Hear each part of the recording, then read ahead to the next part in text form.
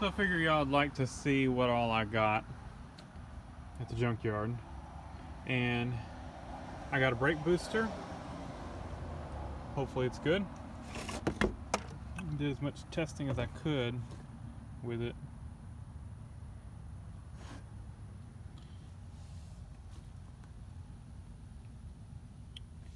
And I got AC line.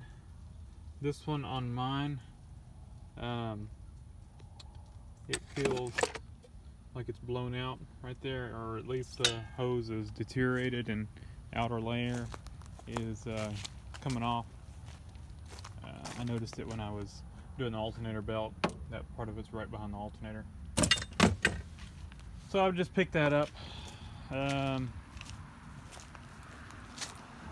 transmission line, mine is I don't know, it's got a piece of hose in here. I don't know if it started leaking, so they cut it off and sectioned a piece of rubber hose in there. But I got this one. That car, like I said, the transmission was already off of it, so they had undone that bracket right there already. So all I had to do is undo 2 brackets and take the hose off the end, and it came right off, so it was easy to get that off. And it was like $9. I got 2 door handles, and the reason I got that, my ignition cylinder, my ignition key is different from the rest. So somebody put a different ignition tumbler in it, and so I've got 2 keys, and neither key fits the passenger side door. So somebody's replaced that door handle, and I don't have a key for it. So really I need to rekey that door, and I'd like to rekey the ignition cylinder.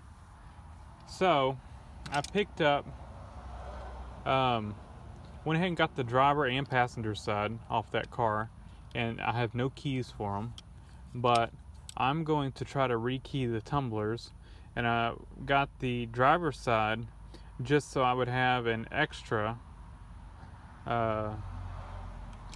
set of the little, I don't know what you call the little, I'll show them to you, what's in the tumbler, the little brass.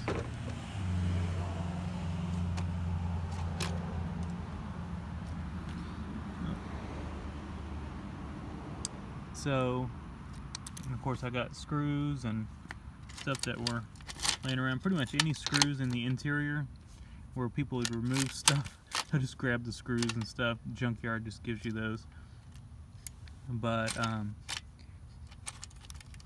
these, so that's what's in the lock cylinder, and this is what your key goes in, and depending on the spacing of that hole is where this rides. There's a little spring that goes there, and when you put your key in, this lines up with the notches in the key, and there's different numbers of these, and the number designates where the hole is centered. You know, some of them are closer this way, some are closer that way, and that corresponds with your bump in your key.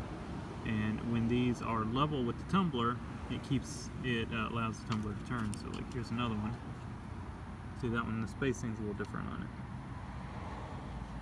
So I went in and got the tumblers out of the trunk lock was all busted up.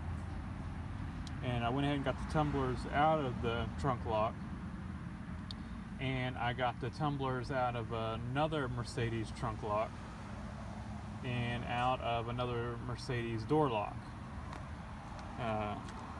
But I went ahead and bought both door handles because I'm not sure how to get the tumblers out of these, and so we'll use the driver's side as maybe the sacrificial one, and that'll also give us some more of those brass things. But just to figure out how this goes in, I don't know if there is a driver and passenger side. They may work both ways. I don't really see anything. It looks like they would work either way. So we'll use one as the sacrificial one, and the other one we'll probably take apart and rekey. Or, you know, if we get this one apart successfully and we've got enough tumblers in there to rekey it to match our key, then we'll just go ahead and do that. But yeah, and I checked my keys. Neither one of my keys fit either one of these locks. But like I said, those were $9. So went ahead and just grabbed both, and we'll see if we can rekey them. I've got a busted light. You can see that one's in good shape, and that one's busted up. So I got another one, $4. Put that in the parts box. And I think that was pretty much it. Like I said, I got a few of these little caps for the interior, just a bunch of screws and stuff, bulbs for the dome light. Those were laying on the floor, so I went ahead and grabbed those. An original cigarette lighter, used. These little clips, some of my clips are missing that hold the interior panel up, the one that's under the dash. So grab that. This is the gasket between the master cylinder and the brake booster. So grab that, because I'll need that. And I think that was pretty much it. Yep, that's it. And so not a lot of pieces, but definitely some necessities, and hopefully this is a good booster. We're gonna go ahead and put it on there. This car was an older car than mine, but it looks clean. Inside doesn't look like you know, it was leaking, or leaking. Doesn't look like brake fluid leaked inside of it, so that's always a plus. So thanks for watching.